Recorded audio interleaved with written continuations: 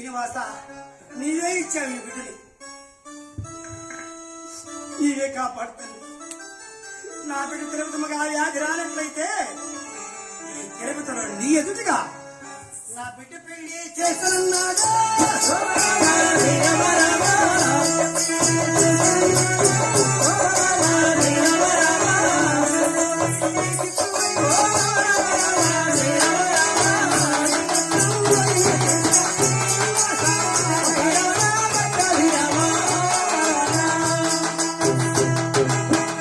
బంధువులందరూ కన్నీరు కాదు పళ్ళలో కొలువై అనగలి పడం చేరుకున్నారు.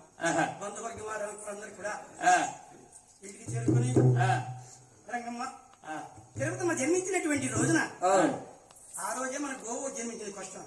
ఆ గోవును కూడా ఎగరేశ్వరానికి వదిలేద్దాం. అలాగే జన్ని గోవుని పేరు కట్టి మాటలు తెలిసే మంచి గోవుని పూల పందిరి నేను కట్టి వేసి కొబ్బరి టెంకాయ నీరు తాగు ప్రేమగా తాగుతున్నారు జన్ని గోవుని. తిరుపతి పరిస్థితి ఎలా ఉంది? ఎలా ఉన్నదండి? 7 మేడల్లో బంగారపు వీళ్ళు ఊగుతుంది లక్ష్మీ తిరుపతమ్మ.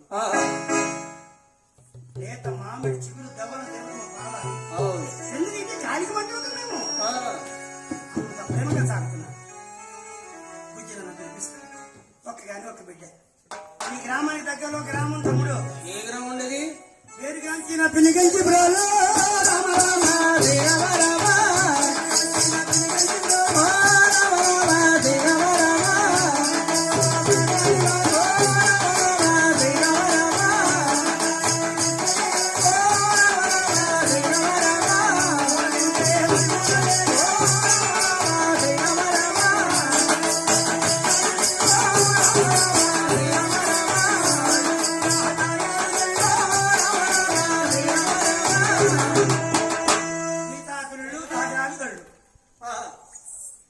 కంచిపురాలు గ్రామం.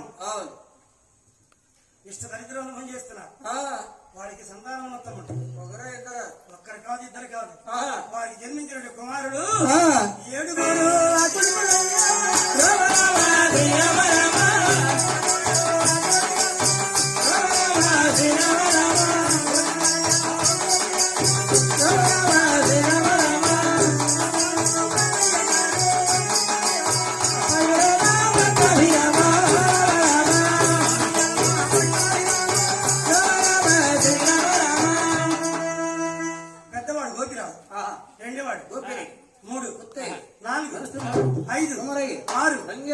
చిన్నవాడు మల్లయ్య.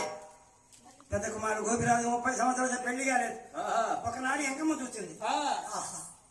మా ఆయనకి ఏం తెలియదు. కావున పెద్దవాడు పెళ్లి చేయలేకపోతే మిగతా కుమారున్నారు ఇంకా 6 ఉంటారు. నేను ఎలా చేయను? మా ఆయనకి ఏం తెలియదు. ఒకనాడు ఎంకమ్మ కృష్ణంలోకి వెళ్ళింది. ఏమని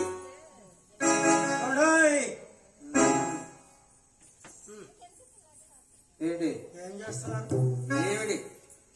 నీకేమన్నా మైండ్ ఉందా? ఎందుకో 7 అన్నావు బిడ్డలు. చేసిన బాధ్యత ఎవరిది? పెద్దోడికి కళ్యాణం చేయలేకపోతే మిగతా కుమారు పరిస్థితి ఏమిటి? ఏముంది? పెళ్లి సంబంధానికి వెళ్ళొస్తాను, చేస్తాను, పెళ్లి చేస్తాను, అయిపోతుంది. ఎవరు వెళ్ళానే అన్నా?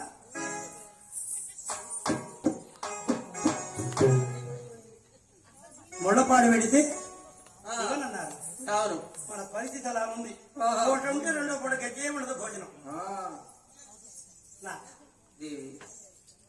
ఇక్కడక్కడ వెతకడం స్వతంత్రం స్వర్గలోకం అంటున్నారు. మన్నయ్య ఉన్నాడు. ఎవరు? కొల్లా శివరామయ్య మేనరికం.